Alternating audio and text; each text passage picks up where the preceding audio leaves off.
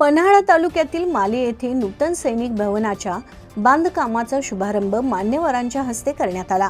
माले येथील 60हून अधिक आजी माजी सैनिक, वीर माता, वीर पत्नी यांनी एकत्र येऊन 2 वर्षापूर्वी आजी माजी सैनिक असोसिएशनची स्थापना केलेली आहे। या कार्यक्रमाची सुरुवात मान्यवरांच्या हस्ते दीप प्रज्वलनाने झाली।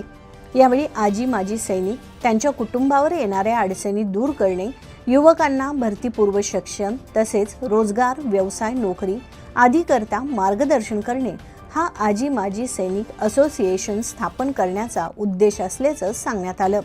या आजी माजी सैनिक असोसिएशनची एक स्वतंत्र इमारत असावी यासाठी महादेव मंदिराजवळ या नूतन सैनिक भवनाच्या बांधकामाचा शुभारंभ मान्यवरांच्या हस्ते करण्यात आला।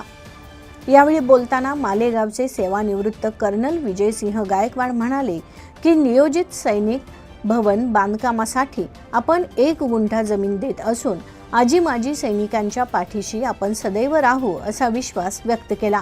यावेळी विविध विभागात निवडी झालेल्या विद्यार्थ्यांचा सत्कार मान्यवरांच्या हस्ते करण्यात आला।